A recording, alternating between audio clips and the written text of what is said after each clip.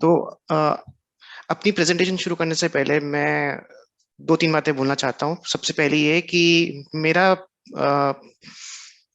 प्रमुख मुद्दे इधर है कि आप लोगों से एक इंटरैक्टिव सेशन करना, ना कि एक वन वे टॉक देना। तो मैंने इस सेशन को ऐसा किया है कि 20 मिनट मैं बोलूंगा और बाकी 20 मिनट आप बोलेंगे। मैं जितनी जल्दी कोशिश करूंगा, जितनी जल्दी अपना कंटेंट खत्म कर सकूं उतनी जल्दी मैं खत्म कर दूंगा। आपके पास जितने भी क्वेश्चंस हैं, जो भी सवाल हैं, आप जो पूछना चाहते हैं, जो आपके दिमाग में, जो अपने माइंड में क्वेरीज हैं साइबर सिक्योरिटी को लेकर या ऑनलाइन क्राइम को लेकर, मैं आपको अ, मैं आपको बोलूंगा कि आप मुझसे पूछें और अपने मन में सवाल ना रखें। अगर मेरी प्रेजेंटेशन के ड्यूरेशन में आपको कोई क्वेश्चन आता है माइंड में, तो आप चैट पे मेरे को भेज सकते हैं। और सेशन जब मैं अपना प्रेजेंटेशन खत्म कर लूंगा उसके बाद मैं उन क्वेश्चंस का आंसर दूंगा। तो यही दो तीन बातें मेरे को बोलनी थी। अब मैं अपना प्रेजेंटेशन शुरू करने जा रहा हूँ। तो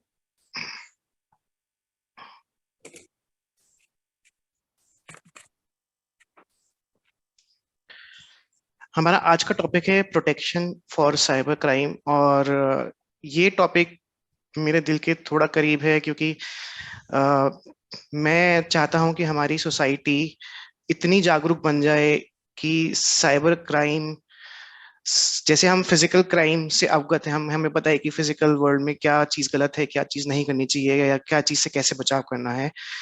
वही मेरा उद्देश्य है कि मैं आने वाले टाइम में जो साइबर क्राइम की संख्या बढ़ने वाली है, उसको मद्देनजर रखते हुए मैं आप लोगों को अवगत करा सकूं कि उससे अपने आप को कैसे बचाएं। और जिस तरह से आप एक फिजिकल वर्ल्ड में क्राइम की अवेयरनेस रखते हैं, वैसे ही आप साइबर वर्ल्ड में कैसे अपने को जागरूक रखें ताकि आप उससे सुरक्षित हो सकें। तो हमारा आज का एजेंडा है, पहले मैं बात करूंगा कि आज के टाइम में साइबर इंडिया में साइबर क्राइम की क्या सिचुएशन है। हम डिस्कस करेंगे कि डिफरेंट स्टेट्स में किस स्तर पे साइबर क्राइम होता है, रिपोर्ट किया जाता है, और टॉप स्टेट्स कौन से हैं साइबर क्राइम रिपोर्ट करने वाले। फिर हम बात करेंगे कि टॉप कैटेगरीज कौन सी हैं साइबर क्राइम की, क्या क्या मोटिव्स होते हैं साइबर क्राइम के बारे में वो करने के लिए। फिर हम बात करेंगे कि cyber crime versus not a cyber crime, मतलब किस चीज को आप साइबर क्राइम कहेंगे और किस चीज को साइबर क्राइम नहीं कह सकते आप। वो क्राइम अभी भी होगा बट वो साइबर क्राइम नहीं कहलाएगा। उसके बाद थोड़ी सी केस स्टडी मैं आपके लिए लेकर आया हूँ जो 2023 की ही है, जो पिछले 3 महीनों में हुई है। कुछ एक आध मेरे साथ हुई है और कुछ और लोगों के साथ हुई है, जिनसे जिनके बारे में मैं आपको बताऊंगा। उनसे हम थोड़ी सी सीख लेंगे कि हमें उनको कैसे आइडेंटिफाई करना है, उनको उनसे कैसे बचाव करना है। फिर चौथा हम बात करेंगे कि साइबर क्राइम को रिपोर्ट कहाँ पे करें, क्योंकि मेरे को लगता है कि ये चीज ऐसी है कि बहुत से लोगों को नहीं पता कि साइबर क्राइम को रिपोर्ट करना कितना आसान है और कहाँ कहाँ किया जा सकता है, और करना भी चाहिए हमें। फिर एक छोटा सा क्विज है आप लोगों के लिए, जो जहां से वो इंटरेक्शन वाला पार्ट शुरू होगा, और फिर questions stage is open for you guys. मंच आपके लिए खुला है। उस टाइम पे आपको जो सवाल आपके मन में है आप मुझसे पूछ सकते हैं। तो इसी के साथ मैं शुरू करता हूँ। तो जब हम साइबर क्राइम की बात करते हैं तो आइए देखते हैं कि आज के टाइम में इंडिया में साइबर क्राइम की स्थिति क्या है। तो ये जो डेटा मैं आपके सामने प्रेजेंट करना जा रहा हूँ, ये 2021 का है और ये लिया गया है data.gov.in पे। इस समय इस वेबसाइट पे 2021 का ही डेटा लेटेस्ट अवेलेबल है, 2022 और 23 का अभी डेटा अवेलेबल नहीं है। तो जैसा कि आप स्क्रीन पे देख सकते हैं, जब जहाँ पे भी ऑरेंज है वहाँ पे थोड़ा साइबर क्राइम का रेट कम है, और जो स्टेट्स ब्लू में है या डार्क ग्रीन में है या मस्टर्ड कलर में है, वहाँ पे साइबर क्राइम का रेट काफी ज्यादा रिपोर्ट किया गया है। इनमें से टॉप स्टेट्स हैं हमारी उत्तर प्रदेश और तेलंगाना, जिनमें 2021 में सबसे ज्यादा साइबर क्राइम रिपोर्ट किए गए। दूसरे नंबर पे है कर्नाटका, जिसमें 8,136 केस रिपोर्ट किए गए, और ये तो वो केसेस हैं जो सिर्फ रिपोर्ट किए गए हैं। अब ये कह रहे हैं कि मीटिंग 10 मिनट में खत्म हो जाएगी। ठीक है। अ, अगर मीटिंग खत्म हो जाती है तो जैसा मोनिका आंटी ने कहा कि हम इसी लिंक पे वापस ज्वाइन कर लेंगे और मीटिंग को कंटिन्यू रखेंगे। तीसरे प्लेस पे महाराष्ट्र और असम है।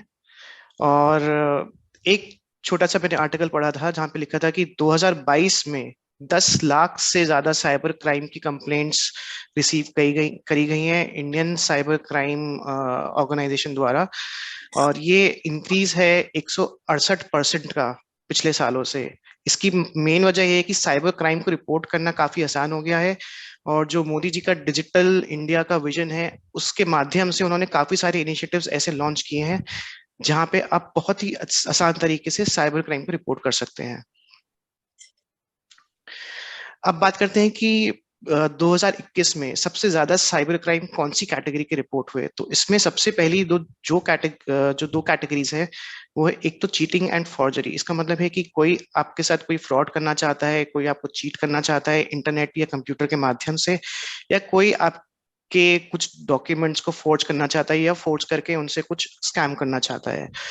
दूसरी कैटेगरी है हमारी फाइनेंशियल फ्रॉड्स, जो कि इंक्लूड करती है आपके OTP frauds, ATM, online banking, UPI frauds. अब बात करते हैं कि इन सब क्राइम्स के पीछे सबसे ज्यादा बड़ा मोटिव क्या होता है। तो सबसे बड़ा मोटिव, जैसा कि आप स्क्रीन पे देख सकते हैं, ये है फ्रॉड की, दूसरे लोगों को छल से, कंप्यूटर और इंटरनेट के माध्यम से छल से चीट करना और उनसे मोस्टली पैसे लेना। अ, इसमें फाइनेंशियल फ्रॉड्स भी कवर होते हैं और अन्य किस्म के फ्रॉड भी कवर होते हैं।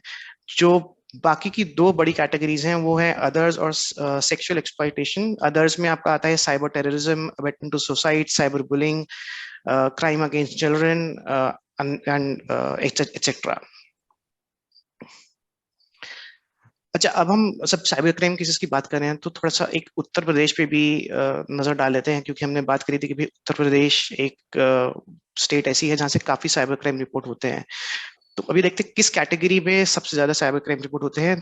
सबसे बड़ी जो कैटेगरी है वो अदर्स की है, जिसमें आपका cyber terrorism, abetment to suicide, ransomware, crime against children and women आता है। उसके बाद जो दो बड़ी कैटेगरीज हैं वो है cheating and forgery and publishing of obscene material.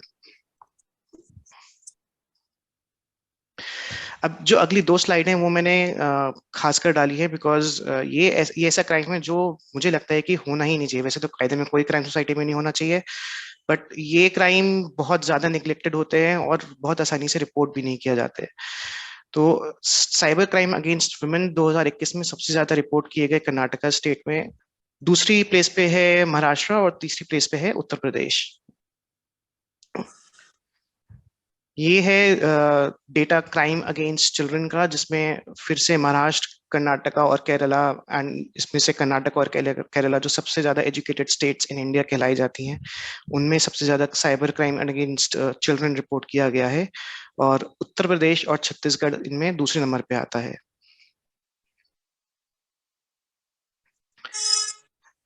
आइए अब बात करते हैं कि आप कैसे आइडेंटिफाई करेंगे या कैसे पहचानेंगे या कैसे कहेंगे कोई भी एक क्राइम ये साइबर क्राइम है या ये साइबर क्राइम नहीं है। तो साइबर क्राइम वो कहलाता है कि जिसमें आप कंप्यूटर या इंटरनेट के माध्यम से कोई क्राइम कमिट करते हैं, या कोई भी जो क्रिमिनल है वो एक कंप्यूटर या इंटरनेट के माध्यम को यूज करके किसी को हानि पहुंचाना चाहता है, या कंप्यूटर या इंटरनेट उसका एंड टारगेट होता है कि किसी की वेबसाइट हैक कर दी या किसी कंपनी में कोई मालवेयर आपने किसी अटैकर ने डाल दिया। उस तरह का सारे क्राइम को आप साइबर क्राइम कहेंगे। कोई क्राइम ऐसा है जिसमें कंप्यूटर या इंटरनेट सिर्फ एक टूल की तरह यूज हुआ है, जैसे कि अगर कोई अपनी ब्लैक मनी ट्रांसफर कर रहा है एक ऑफशोर अकाउंट में, हालांकि वो क्राइम है, मनी लॉन्ड्रिंग का क्राइम है वो, बट वो साइबर क्राइम नहीं कहलाएगा क्योंकि उसने अपने अकाउंट से ही ट्रांसफर किया मनी ऑफशोर अकाउंट में, और उसने कंप्यूटर को सिर्फ एक टूल के जरिए से यूज किया है। उसमें ना तो कंप्यूटर का यूज करके किसी को हानि पहुंचाई जा रही है, ना इंटरनेट का यूज करके किसी को हानि पहुंचाई जा रही है, और ना ही किसी का कंप्यूटर या इंटरनेट का कोई भी इंफ्रास्ट्रक्चर हार्म हो रहा है। अब यहाँ पे मैं एक थोड़ा सा ब्रेक लेना चाहूंगा। अगर आपके कोई क्वेश्चंस हैं तो आप चैट विंडो में उनको पोस्ट कर सकते हैं, और जब सेशन खत्म होगा अ, हम वो क्वेश्चंस आंसर करेंगे। अब मेरे पास थोड़ी सी केस स्टडीज मैं आपके लिए लेकर आया हूँ, काफी इंटरेस्टिंग केस स्टडीज हैं ये, और इनसे हम थोड़ी सी चीजें सीखेंगे कि जो जो फ्रॉड हुए हुए हैं उनको कैसे आइडेंटिफाई करना है और हम कैसे उनसे अपना बचाव कर सकते हैं। तो जो पहली केस स्टडी है ये तो मेरे साथ ही हुई थी। अ, तो ये जो आप मेल देख रहे हैं लेफ्ट साइड पे, ये मेरे को क्लाउड नाइन केयर की वेबसाइट से आया था। तो क्लाउड नाइन एक चाइल्ड केयर हॉस्पिटल है जहाँ पे जहाँ पे मेरे बेटे का जन्म हुआ था बैंगलोर में। तो इसलिए मैं थोड़ा इस मेल को लेके सीरियस हो गया था कि ये एक हॉस्पिटल से आ रही है, और अभी मैं रिसेंटली अपने बेटे का चेकअप कराने गया था तो उसके बाद ही आई थी ये मेल। तो मैं थोड़ा और हो गया था कि शायद ये जेन्युइन मेल हो और शायद मेरे से कोई पेमेंट कहीं पे कुछ रह गया हो, और इसलिए मैंने इस मेल को थोड़ा सीरियसली लिया। पर जब आप मेल को क्लोजली देखेंगे तो इसमें कुछ चीजें ऐसी हैं जिनसे पता लगता है कि ये फेक मेल है। एक हॉस्पिटल ऐसा नहीं भेजेगा मेल। सबसे पहली बात कि ये ऐप सपोर्ट ईमेल आईडी से भेजेगी। ऐप सपोर्ट उनकी मोबाइल एप्लीकेशन को सपोर्ट करने के लिए यूज होती है। अब मुझे ये पता है कि मैंने उनकी वेबसाइट, उनकी ऐप पे ना तो कोई कंप्लेन रेज करी है, ना मैंने उनकी ऐप के अगेंस्ट हॉस्पिटल में कोई कंप्लेन करी है। तो एक ऐप सपोर्ट ईमेल आईडी से ये ईमेल आने का कोई मतलब ही नहीं बनता।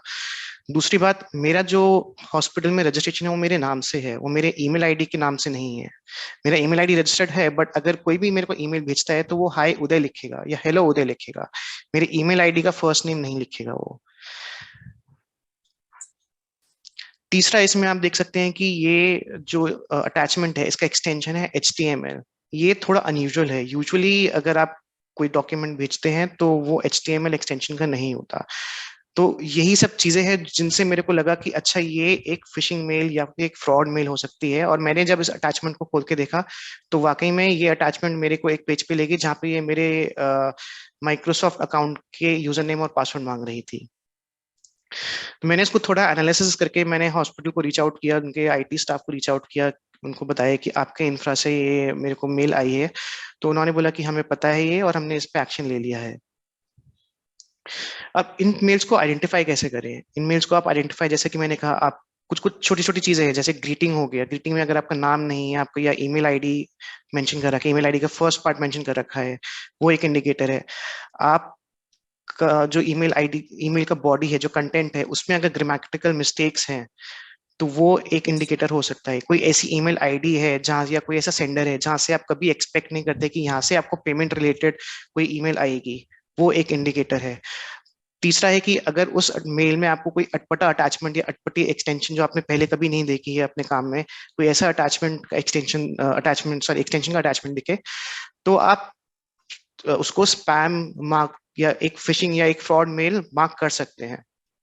अब क्या क्या नहीं करना चाहिए अगर आपके पास ऐसी मेल आई, तो इस अटैचमेंट को कभी मत ओपन करिएगा, क्योंकि ये अटैचमेंट बहुत हानिकारक हो सकता है। हो सकता है कि ये आपके कंप्यूटर पे वायरस लोड कर दे जिससे तरह तरह की चीजें हो जाएं, जो आपकी शायद बैंकिंग इंफॉर्मेशन स्टील कर ले या अन्य तरह की इंफॉर्मेशन स्टील कर ले।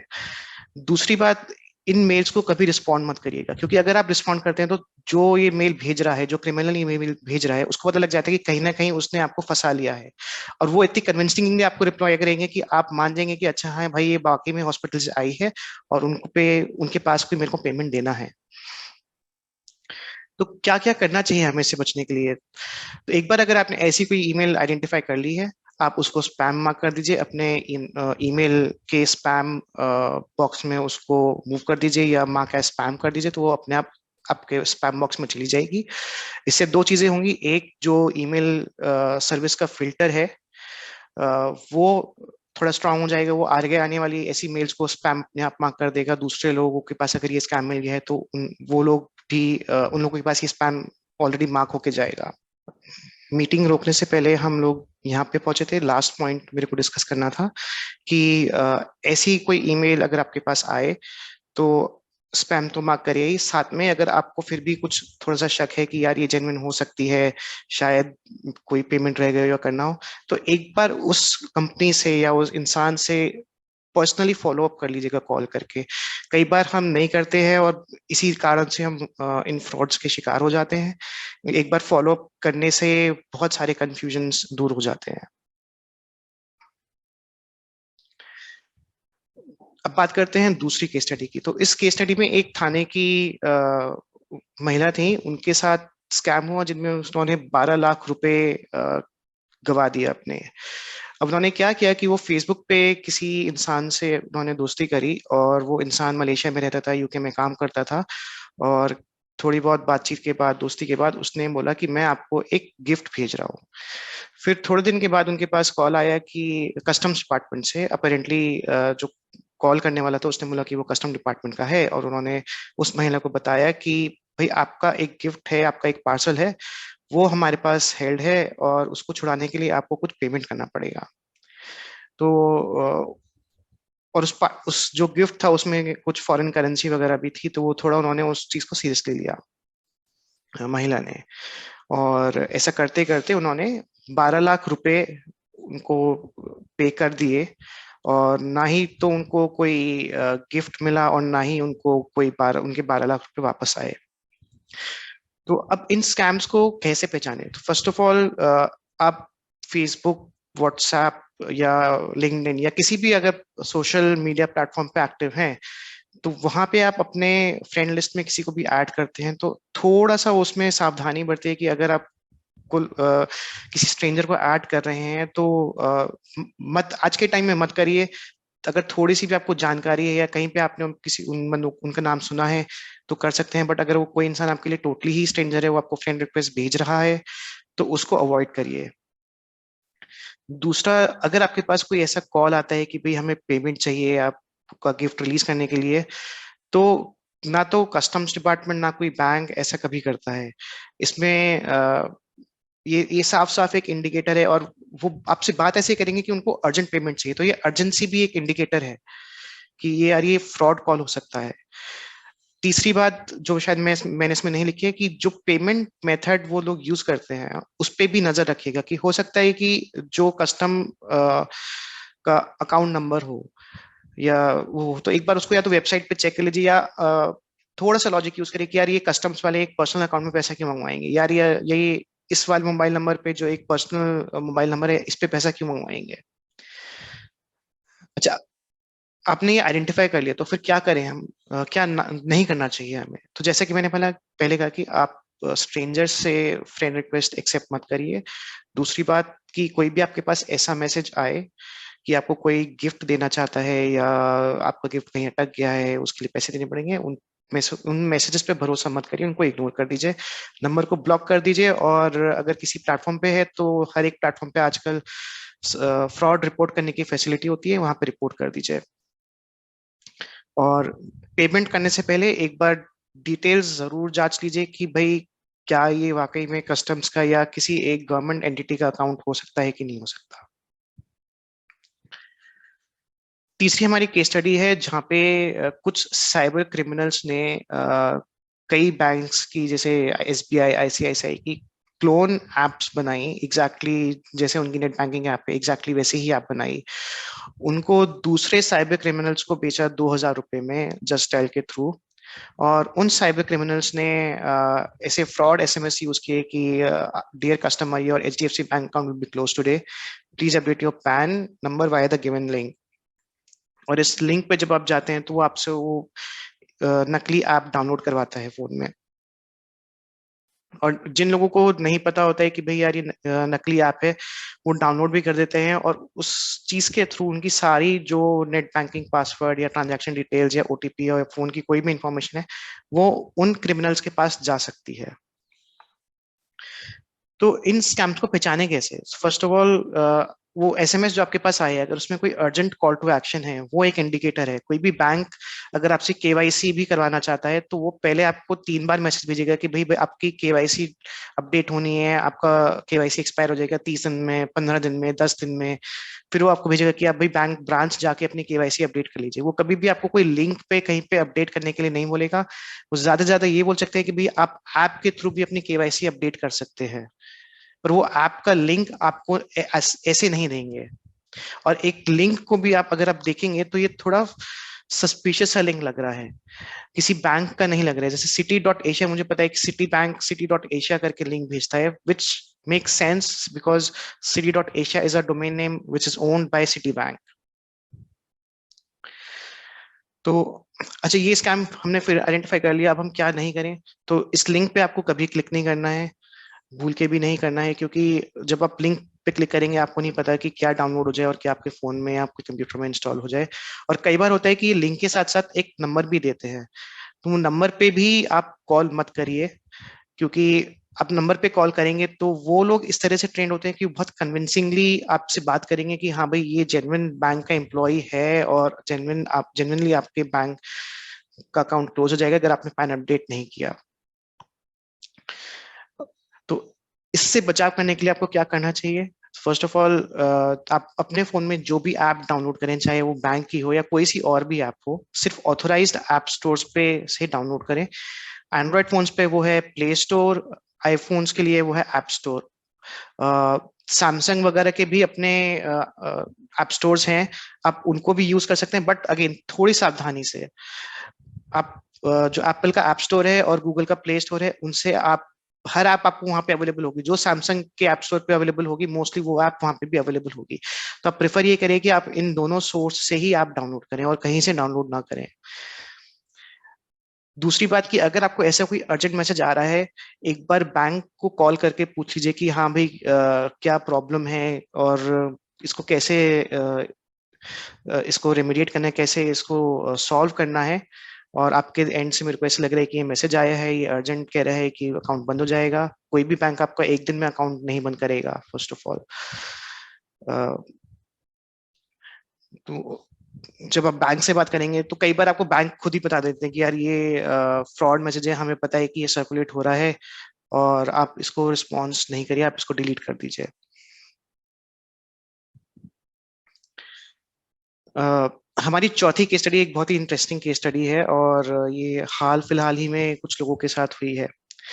इसमें क्या हुआ कि एक जने हैं, उनको कॉल आया फेडेक्स के कस्टमर केयर से अपेरेंटली कि आपका कोई पार्सल है, उस पार्सल में आपके कुछ जरूरी कागजात हैं, जैसे आधार आईडी या कोई और पर्सनल आइडेंटिफिकेशन डॉक्यूमेंट्स हैं, वो हमारे एंड पे रोक लिया गया है, क्योंकि उस पार्सल में हमें कुछ इलीगल आइटम्स जैसे ड्रग्स वगैरह मिले हैं। तो इसलिए हमने आपको वो पार्सल फ्लैग कर दिया है और हम आगे नहीं भेज रहे। और अब हम आपको एक आपकी कॉल जो ट्रांसफर कर रहे हैं वो एक साइबर सेल को ट्रांसफर कर रहे हैं, अब आप उन्हीं से बात करिए। तो वो कॉल जो ट्रांसफर करते हैं वो ऐसा प्रिटेंड करते हैं कि वो एक्चुअल में साइबर सेल को ट्रांसफर कर रहे हैं। वहां पे जो कॉल साइबर सेल को का एक व्यक्ति उनके एंड से बैठा होता है, वो साइबर सेल का नहीं होता है, बट जो प्रिटेंड करता है साइबर सेल से, वो बात भी ऐसे करता है कि भाई वो एक पुलिस वाला है, और उस तरह से वो इंटिमेट करने की कोशिश करता है कि आप आपकी बैंक अकाउंट इन्फॉर्मेशन दीजिए मेरे को, मैं वेरीफाई करूंगा ये आपका ऐसे ऐसे ट्रांजैक्शन हुआ था, ऐसे वो बहुत कुछ इन्फॉर्मेशन आपसे पूछते हैं। बेसिकली आपके डर पे खेलना चाहते हैं, क्योंकि जैसे ही आपको ये दिमाग में कोई आपको ये मैसेज करता है कि भाई आपको कोई पार्सल उसमें ड्रग्स पकड़ गया और आप साइबर सेल के पास जा रहे हैं, पुलिस के पास आपको रीडायरेक्ट किया जा रहा है, एक साइकोलॉजिकल फियर ट्रिगर हो जाता है, राइट? तो उस पे वो लोग प्ले करते हैं, और वहीं से उस फियर को और बढ़ा के वो आपसे या किसी भी विक्टिम से वो पैसे निकलवाना चाहते हैं और इन्फॉर्मेशन निकलवाना चाहते हैं। ठीक है। अब इनको आइडेंटिफाई कैसे करें? भाई सबसे बड़ा और सबसे आसान तरीका है कि अगर आपने कोई पार्सल भेजा ही नहीं है फेडेक्स के थ्रू, तो कोई डरने की बात ही नहीं है। इसका मतलब ये है कि भाई वो एक फिक्टिशियस पैकेज है, एक फिक्टिशियस कॉल है, एक स्कैम कॉल है, और उसको आप इग्नोर कर सकते हैं। और इन केस अगर आप अ, आगे चले जाते हैं या उनसे बात करने लगते हैं, तो कई बार वो डॉक्यूमेंट्स शेयर करते हैं जो कि फोर्ज डॉक्यूमेंट्स होते हैं, और प्रिटेंड करते हैं कि वो गवर्नमेंट डॉक्यूमेंट्स हैं। उनको क्लोजली देखेंगे अगर, तो आपको पता लग जाएगा कि ये फेक डॉक्यूमेंट है। अच्छा, क्या नहीं करना चाहिए अगर ऐसे कॉल पे? फर्स्ट ऑफ ऑल, आपको कभी भी अपने कोई भी पर्सनल इन्फॉर्मेशन, जैसे आपका गवर्नमेंट इशूड आईडीज हो गए या फिर आपके बैंकिंग इन्फॉर्मेशन हो गई या किसी भी प्रकार की पर्सनल इन्फॉर्मेशन, कभी नहीं शेयर करनी चाहिए। जितनी आप ये चीजें शेयर करेंगे उतनी ये इन्फॉर्मेशन ये लोग आपके अगेंस्ट में यूज करेंगे और आपको इंटिमिडेट करने की कोशिश करेंगे।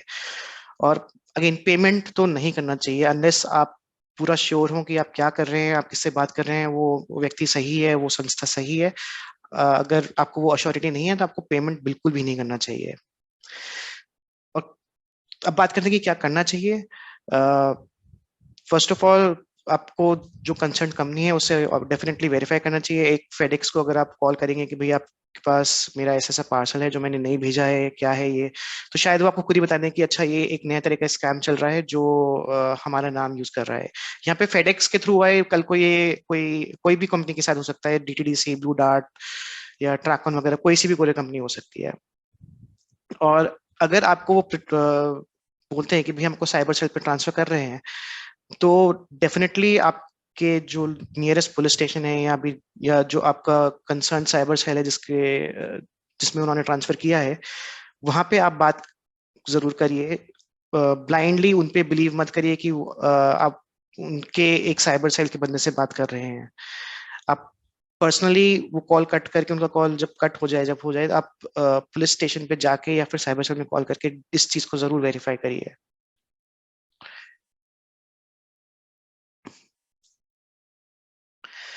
ये है लास्ट केस स्टडी। ये भी काफी इंटरेस्टिंग है। अगेन एक नए तरह का स्कैम चल रहा है आजकल। तो इसमें क्या हुआ कि एक एक्ट्रेस है पायल रोहतागी, उन्होंने कुछ खरीदा किसी पोर्टल से, उनको वो रिटर्न करना था। तो उन्होंने गूगल किया उनका उस पोर्टल का रिटर्न, और सॉरी कस्टमर केयर, और जो उनको गूगल पे इंफॉर्मेशन मिली वो यूज करके उन्होंने उस कस्टमर सपोर्ट से कांटेक्ट किया। वहां पे उन्हें बोला गया कि भाई आप अपने क्रेडिट कार्ड से 10 रुपये हमें पे करिए, और आपके पास जो ओटीपी भी आएगा वो भी हमसे शेयर करिए।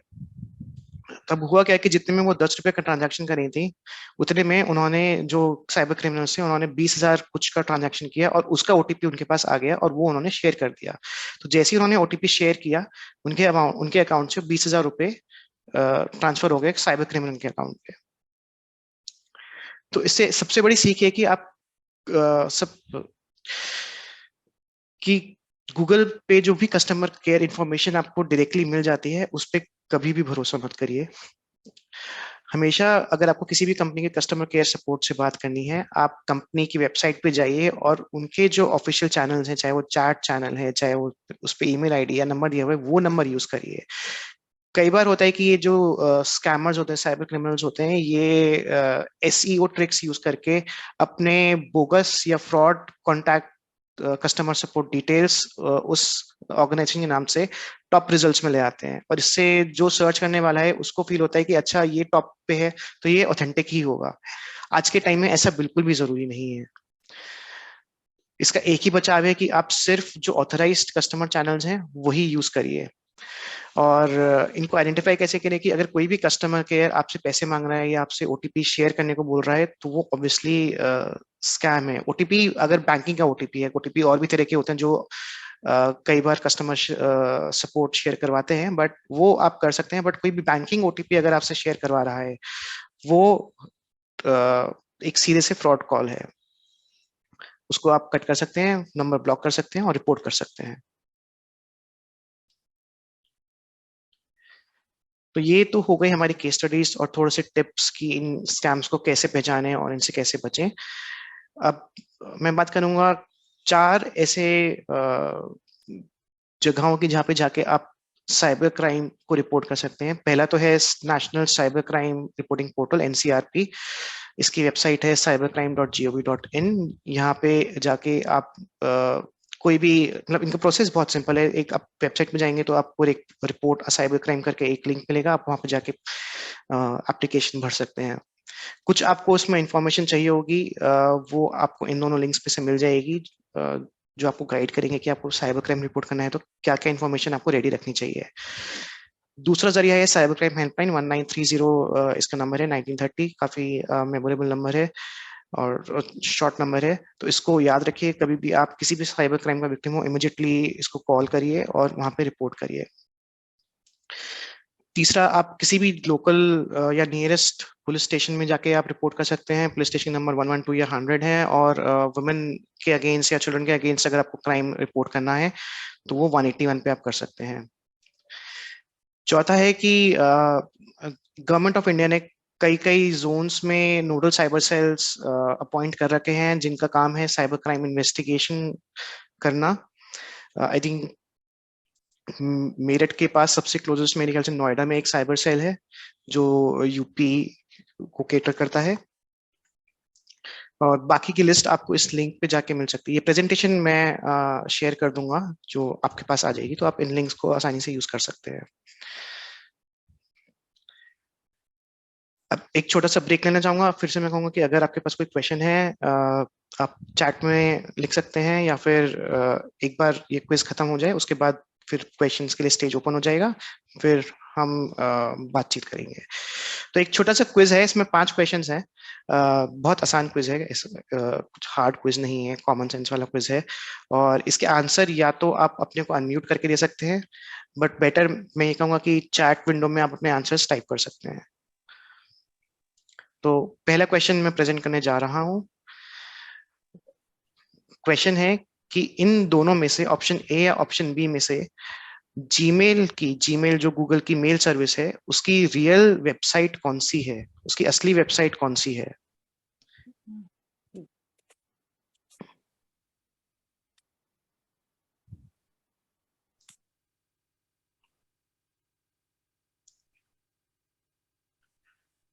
तो काफी लोग ए बोल रहे हैं, जो कि बिल्कुल सही आंसर है। तो इसमें अगर आप देखें, ऑप्शन बी में अगर आप देखें, अब यहाँ पे क्योंकि पावर पॉइंट में ये थोड़ा अलग से रिप्रेजेंट होता है, तो यहाँ पे आपको साफ साफ पता लग रहा है कि ये ए कैरेक्टर थोड़ा सा फिशी है। पर अगर आप इसी टेक्स्ट को अगर आप अपने आउटलुक में या अपने मेल में देखेंगे, तो आपको डिफरेंस नहीं पता लगेगा कि ये वाला ए है या ये वाला ए है। उस समय बहुत आसान हो जाता है इस चीज के लिए फॉल होना। तो ये वाले जो कैरेक्टर्स होते हैं, इनको हम कहते हैं होमोग्लिफ्स, और ये अल्फाबेट्स की तरह दिखते हैं, बट अल्फाबेट्स होते नहीं हैं। और ये बहुत कॉमनली यूज होते हैं सिमिलर टाइप के वेबसाइट्स क्रिएट करने में। जैसे माइक्रोसॉफ्ट में वो आई बदल देंगे या ओ बदल देंगे, और वो सिमिलर आपको लगेगा कि वो नॉर्मल वही है, बट वो कैरेक्टर डिफरेंट होगा, वो ओ कैरेक्टर नहीं होगा, ओ के जैसा दिखता हुआ एक दूसरा कैरेक्टर होगा। तो जिन्होंने भी ए या gmail.com आंसर दिया है, कॉन्ग्रेचुलेशंस, आपका आंसर सही है। अब दूसरे क्वेश्चन में मूव करते हैं। क्या लोग आपकी एग्जैक्ट लोकेशन बता सकते हैं आपकी फोटोज से, जो आप सोशल मीडिया पे शेयर करते हैं? ये ट्रू है या फॉल्स है?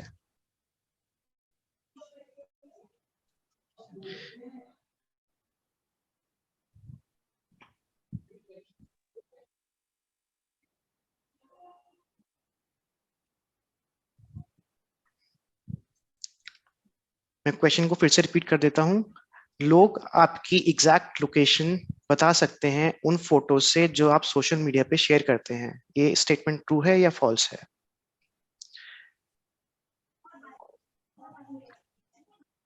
कुछ लोग ए कह रहे हैं, कुछ लोग बी कह रहे हैं।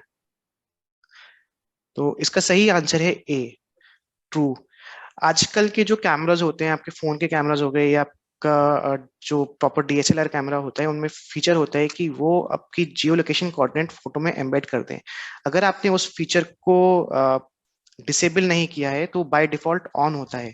और अगर आप उस फोटो को अपलोड करते हैं किसी भी सोशल प्लेटफॉर्म पे, तो वो इन्फॉर्मेशन भी उस फोटो के साथ चली जाती है, और वो फोटो डाउनलोड करके कोई भी आपके एग्जैक्ट लोकेशन या कोऑर्डिनेट्स देख सकता है कि वो फोटो कहाँ पे ली गई थी। अब इसको डिसेबल करने के दो तरीके हैं। एक तो आप अपने कैमरे में इसको डिसेबल कर सकते हैं। दूसरा कि आप जो भी सोशल मीडिया प्लेटफॉर्म पे अपलोड कर रहे हैं, वहां पे प्राइवेसी सेटिंग्स में भी ऑप्शन होता है कि आप कोऑर्डिनेट या लोकेशन इंफॉर्मेशन को अपने आप, जब आप अपलोड करते हैं, तो वो प्लेटफॉर्म अपने आप रिमूव कर दे। पर मैं प्रेफर यही करूंगा, मेरा जो रिकमेंडेड ऑप्शन है वो यही रहेगा कि आप अपने कैमरे में ही सेटिंग को डिसेबल कर दें, ताकि उस प्लेटफॉर्म को भी आपकी लोकेशन ना पता लगे।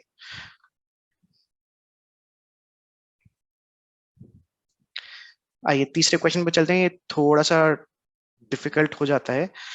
तो क्वेश्चन है कि एक पर्सन है जी, एक इंसान है जिनका नाम है जी। उन्होंने किसी सोशल मीडिया प्लेटफॉर्म पे एक अपनी पिक्चर पोस्ट करी। उस पिक्चर पे उन्हें एक नेगेटिव कमेंट मिला, और उस कमेंट से वो बहुत अपसेट या सैड हो गए। अब उसके बाद उन्हें क्या करना चाहिए? उनको वो पिक्चर डिलीट कर देनी चाहिए, यह है ऑप्शन ए।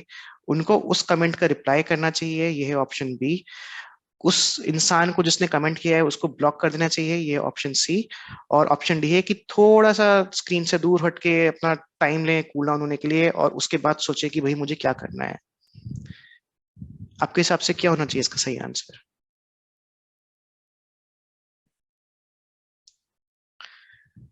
तो इस वाले क्वेश्चन के दो बहुत ही मिक्स्ड रिप्लाई आ रहे हैं, ए बी सी डी, सारे ही ऑप्शंस आ गए।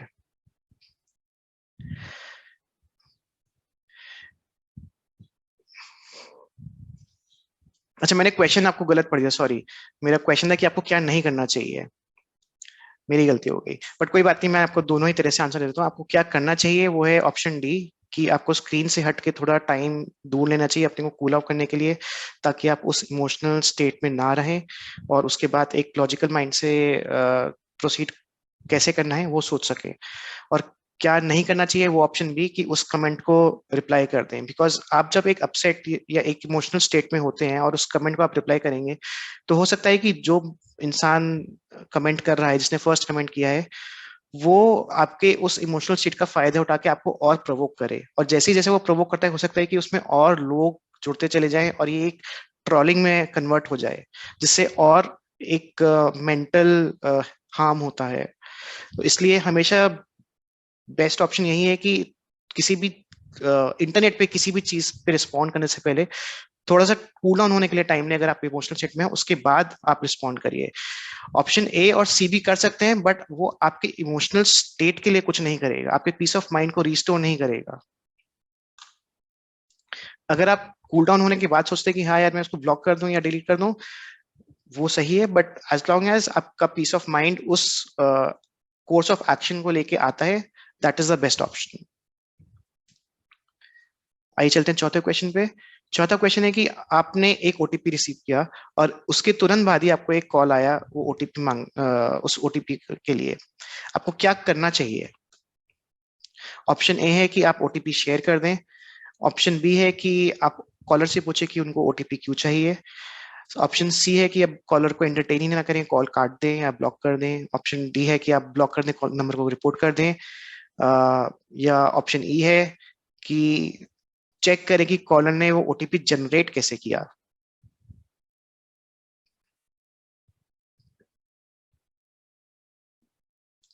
इस क्वेश्चन के मल्टीपल ऑप्शंस हैं, तो आप मल्टीपल आंसर्स भी दे सकते हैं इसके।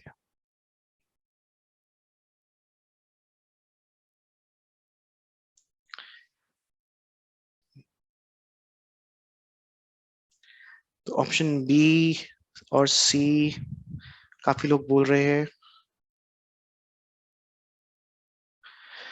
तो आइए देखते हैं इसका आंसर क्या है। इसका आंसर है सी, डी एंड ई। पहले मैं आपको बताता हूँ कि ऑप्शन ए और बी क्यों नहीं है। ऑप्शन ए तो ऑब्वियसली नहीं है, क्योंकि आपको कभी भी कोई भी बैंकिंग ओटीपी शेयर नहीं करना चाहिए, या इनफैक्ट किसी भी तरह का ओटीपी अगर आप एक्सपेक्ट नहीं कर रहे हैं किसी को शेयर करना, तो आपको नहीं करना चाहिए। दूसरा है कि अगर ऑप्शन बी इसलिए नहीं, क्योंकि अगर आप उससे पूछेंगे कि भाई आपको ओटीपी क्यों चाहिए, तो जैसा कि मैंने आपको पहले बताया था कि ये लोग बहुत अच्छे से ट्रेंड होते हैं आपको कन्विंसिंगली आंसर करने के लिए कि उनको ओटीपी क्यों चाहिए। तो वो आपको आंसर ही इस तरह से करेंगे कि आप पकड़ नहीं पाएंगे कि यार ये झूठ बोल रहा है कि ये सच बोल रहा है।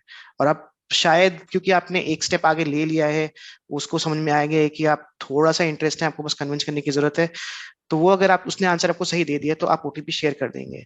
तो इसलिए ऑप्शन बी भी नहीं है। और इसकी सही ऑप्शन है ऑप्शन सी, डी एंड ई। आप कॉलर को एंटरटेन नहीं करें या कॉल को ब्लॉक कर दें। और ई सबसे जरूरी है, क्योंकि अगर किसी ने कोई आपका स्पेशली बैंकिंग ओटीपी किसी ने जनरेट कर लिया है, तो इसका मतलब कहीं ना कहीं आपकी कोई इंफॉर्मेशन उसके पास है जो नहीं होनी चाहिए। तो वो आपको आइडेंटिफाई करना बहुत जरूरी है कि वो क्या इंफॉर्मेशन उसके पास ऐसी चली गई है। वो हो सकता है कि आपका क्रेडिट कार्ड का सीवीवी नंबर हो, या आपका एटीएम या क्रेडिट कार्ड का पिन हो, या नेट बैंकिंग का पासवर्ड हो। वो क्या चला गया है वो आइडेंटिफाई करना जरूरी है, कैसे चला गया है वो आइडेंटिफाई करना जरूरी है, और एक बार आपने आइडेंटिफाई कर लिया उसको चेंज करना भी उतना ही जरूरी है।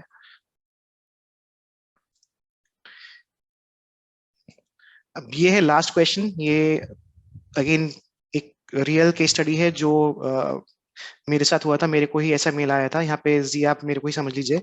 एक मेल मिला स्टेटिंग कि भाई किसी ने मेरा कंप्यूटर हैक कर लिया है, और उन्होंने बोला कि भाई हमने आपके सेंसिटिव वीडियोस और रिकॉर्ड पिक्चर्स हमने रिकॉर्ड कर लिए हैं, और अगर आप चाहते हैं कि हम इन वीडियोस और पिक्चर्स को रिलीज नहीं करें, तो आपको कुछ पैसे हमें देने होंगे। तो इस केस में क्या करना चाहिए, मतलब जी को क्या करना चाहिए? उनको पैसे दे देने चाहिए, उनको प्रूफ मांगना चाहिए, या उनको मेल को थोड़ा इवेलुएट करके फिर देखना चाहिए कि यार ये वैलिड वैलिड हो सकती है कि नहीं हो सकती है, और फिर उसको इग्नोर या स्पैम मार्क कर देना चाहिए?